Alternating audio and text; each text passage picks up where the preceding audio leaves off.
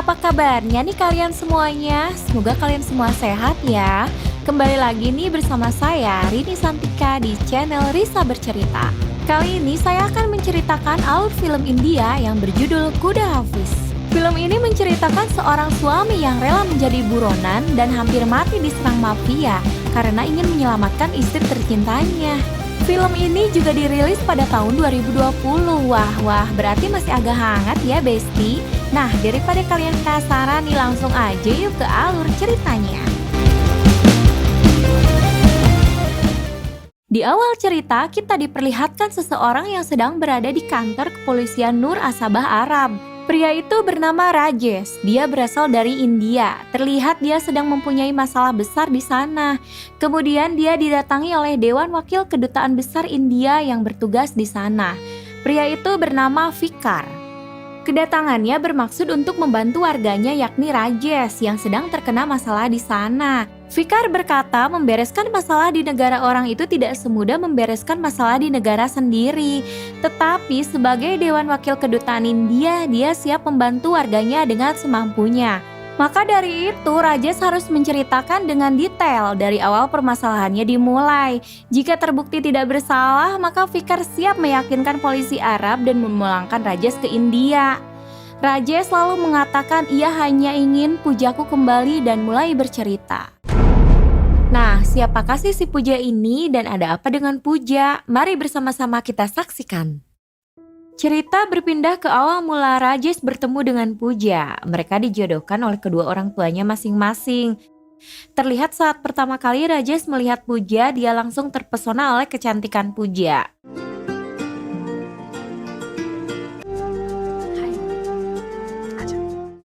Kemudian Rajesh mengajak Puja untuk mengobrol-ngobrol di luar dan terlihat memang mereka saling menyukai. Di hari-harinya kemudian, Rajesh pun tidak bisa berhenti untuk memikirkan Puja.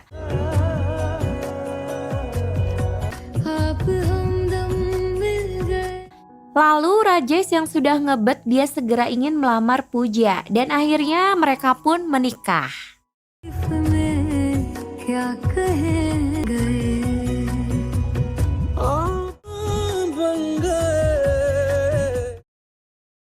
Setelah beberapa bulan menikah, mereka bekerja masing-masing sebagai karyawan di perusahaan yang berbeda. Di kala itu beberapa negara di dunia mengalami krisis ekonomi termasuk India yang mengakibatkan Rajesh di PHK massal oleh perusahaannya. Kemudian sebelum pulang ke rumah, dia menjemput istrinya terlebih dahulu. Lalu Rajesh melihat istrinya sedang dalam keadaan menangis. Rajesh yang tersulut emosi langsung memarahi seseorang yang dikira telah mengganggu istrinya. Lalu Puja menjelaskan bahwa dia menangis karena dia telah di PHK di tempat ia bekerja. Rajesh pun langsung memeluknya. Beberapa bulan kemudian, krisis ekonomi di India masih terus berlanjut dan terlihat Rajesh dan Puja masih belum mendapat pekerjaan. Hingga suatu saat mereka mendatangi kantor yang sedang membutuhkan lowongan pekerjaan. Saat mereka berdua tiba di kantor tersebut, petugasnya mengatakan bahwa mereka bekerja di negara Arab, bukan India. Karena hanya negara Arablah yang saat ini tidak terdampak krisis ekonomi. Bahkan negara Arab juga bisa membayar mereka dengan gaji yang lumayan. Itulah yang dikatakan petugas di sana. Beberapa hari kemudian terlihat petugas kantor itu mendatangi rumah Rajesh. Dia memberi kabar bahwa Puja sudah mendapat pekerjaan di sana dan harus segera berangkat. Rajesh pun terkejut karena Rajesh dan Puja ingin bersama-sama berangkat dan bekerja di perusahaan yang sama di sana. Lalu petugas di sana mengatakan bahwa mereka melamar di perusahaan yang berbeda dan Puja terpanggil terlebih dahulu. Maka dari itu Puja harus segera berangkat. Kalau tidak, maka pekerjaan itu akan segera diganti oleh yang lain. Wajah Rajesh di sini terlihat sangat cemas karena istrinya belum pernah bepergian jauh, apalagi sampai ke luar negeri. Namun Puja di sini berusaha meyakinkan Rajesh bahwa dia bisa berangkat sendiri dan akan baik-baik saja. Kemudian Rajesh yang sangat terdesak dengan keadaan mengizinkan istrinya berangkat. Dan akhirnya di keesokan harinya Puja pun berangkat.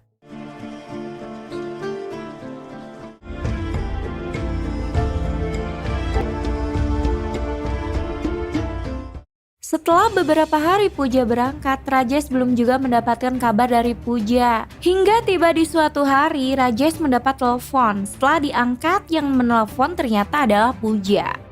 Namun di sini Puja menangis sangat histeris dan ia berkata ingin pulang dan Rajesh harus segera menjemputnya. Kemudian terdengar ada suara pria yang memarahinya lalu merebut telepon dan mematikannya. Jelas saja di sini Rajesh sangat panik dan marah.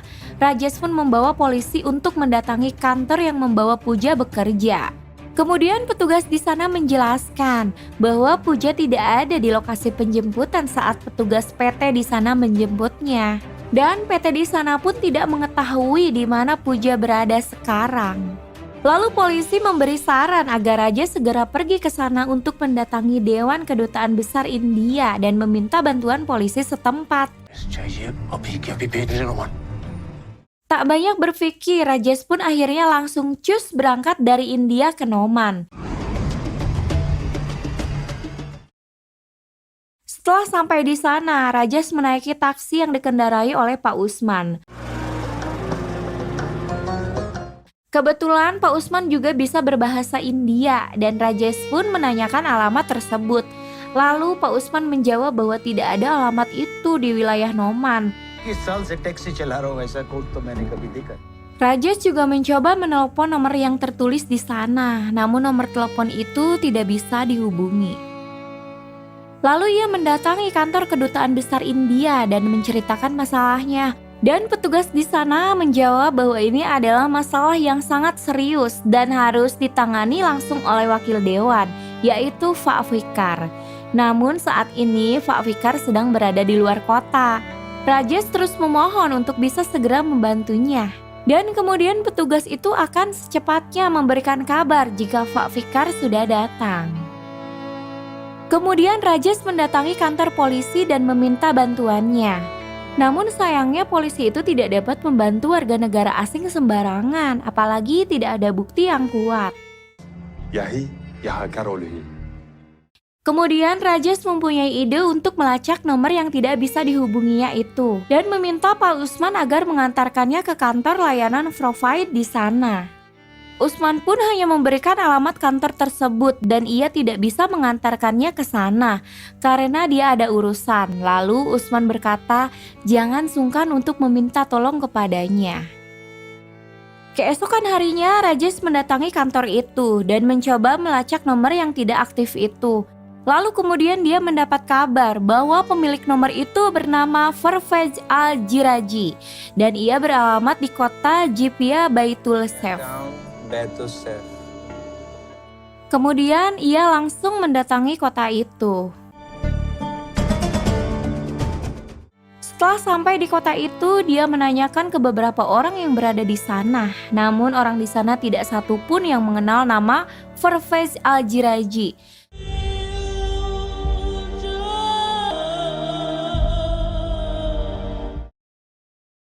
Rajesh kembali mendatangi Usman karena kebetulan rumah Usman juga berada di kota itu.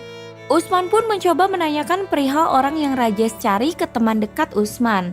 Namun betapa terkejutnya dia setelah mengetahui bahwa orang yang bernama Farfaj Al-Jiraji itu adalah seorang mucikari atau orang yang suka memperdagangkan manusia. Setelah mendengar itu, Rajesh sangat shock dan memohon kepada Usman untuk bisa membantu menemukan orang itu.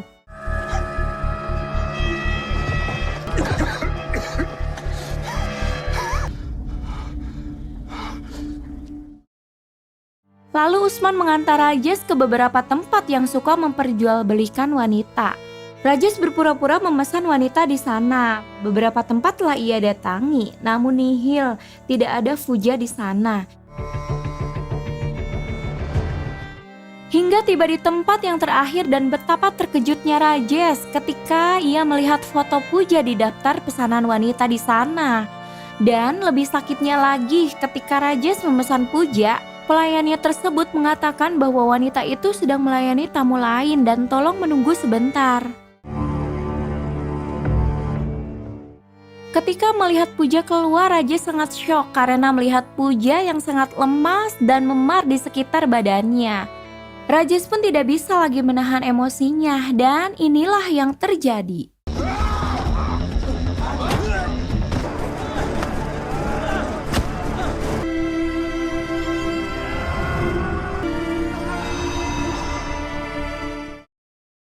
Setelah menghabisi beberapa orang, Rajesh mulai terpepet karena dikeroyok. Lalu berusaha kabur bersama Usman.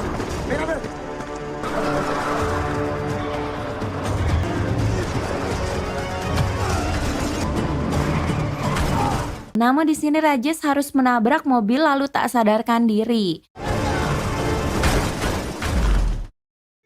Kemudian Rajesh dibawa oleh polisi setempat. Nah, akibat kejadian itulah Rajesh berada di kantor kepolisian Nurasabah. Kepada Dewan Kedutaan India, Rajesh hanya meminta Pooja selamat dan meyakinkan polisi di sana bahwa ia tidak bersalah. Kemudian Vikar berkata ia sebisa mungkin akan membantu dirinya. Komandan tertinggi Badan Keamanan Internasional pun memerintahkan 2 anak buahnya untuk membantu kasus ini. Ia bernama Faiz dan Tami. Lalu mereka segera melakukan tugasnya dengan melihat CCTV bandara pertama kali Pooja datang. Terlihat di CCTV, Pooja dijemput oleh laki-laki yang menggunakan mobil hitam. Lalu mereka melacak plat nomor mobil tersebut dan ia mendapat informasi bahwa mobil itu adalah milik Itza Regini asal Aljazair. Yang terlihat pria botak itu adalah seorang pria yang menjemput Pooja.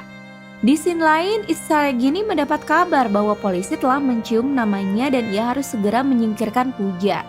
Ia pun langsung menelepon anak buahnya untuk segera menyingkirkan Pooja. Lalu kemudian Tami mendapat informasi bahwa ada mayat wanita yang terbakar dengan ciri-ciri seperti Pooja. Tami pun segera menghubungi Faiz untuk segera membawa Rajesh ke TKP. Setelah Faiz dan Rajesh di TKP, Rajesh tidak percaya kalau mayat itu adalah Pooja. Tapi setelah ia menemukan kalung yang sama persis dengan yang dipakai Pooja, Rajesh pun tidak kuat untuk menerima kenyataan itu.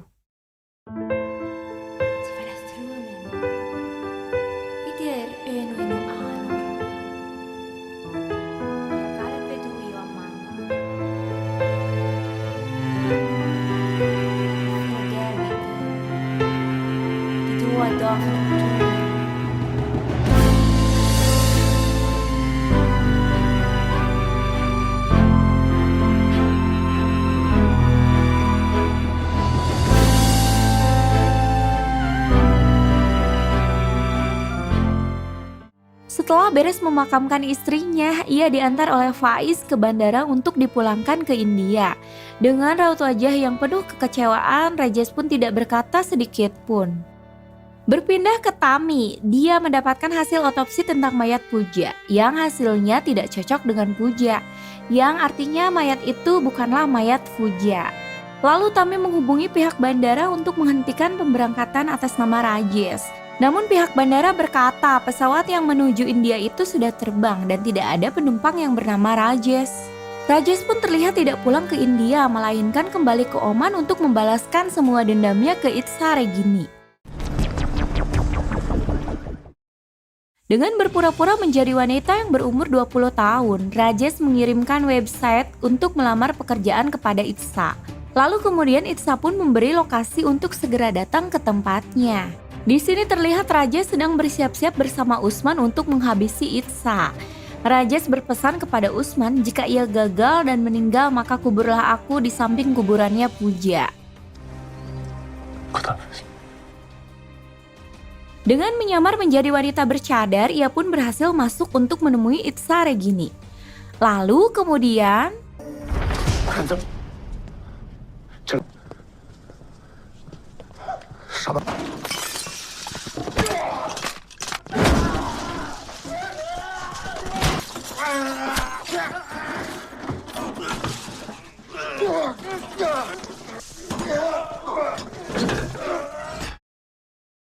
Rajesh berhasil melumpuhkan dan memborgol Itza. Lalu ia berkata bahwa Pooja masih hidup dan mayat yang dibakar itu bukanlah Pooja. Semua itu hanyalah untuk mengelabui polisi dan agar kau dipulangkan ke India. Ia juga mengatakan bahwa sekarang Pooja berada di mobil kontainer untuk dikirim ke atasannya. Ketika Rajesh akan menghabisi Itza, datanglah Faiz, Tami, dan Usman. Mereka mencegah Rajesh dan mengatakan bahwa Pooja masih hidup. Namun tiba-tiba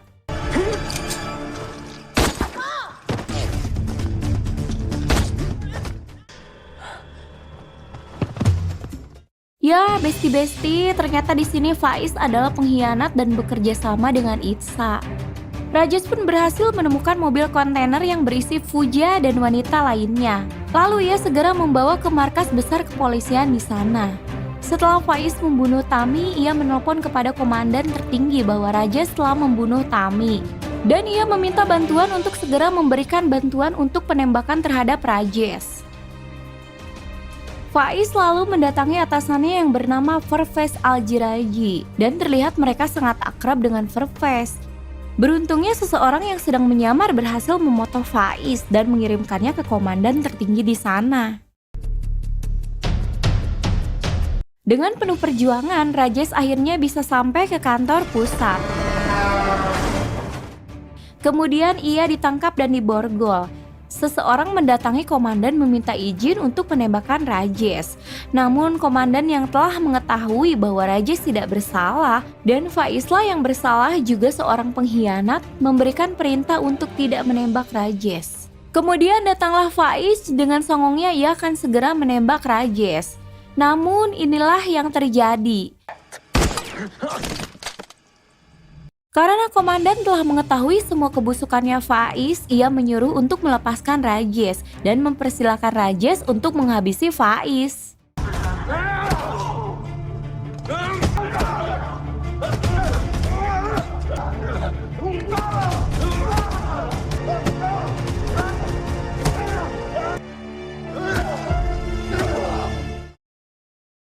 Setelah itu kemudian Rajesh bertemu kembali dengan Puja istrinya. Terlihat ia sangat gembira sekali dan bersyukur Rajesh bisa melihat istrinya baik-baik saja.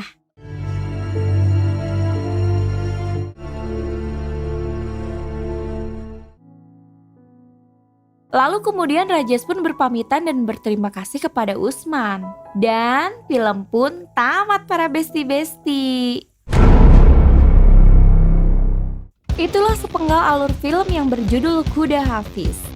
Nah, bagaimana nih menurut kalian para besti-besti filmnya? Jika ada yang tahu tentang makna film ini, bisa komen di bawah ya. Dan semoga kalian terhibur dengan konten kami yang ala kadarnya ini. Mohon maaf ya jika ada kesalahan kata atau penyampaian yang kurang baik. Saya di sini Rini Santika pamit dan wassalamualaikum warahmatullahi wabarakatuh.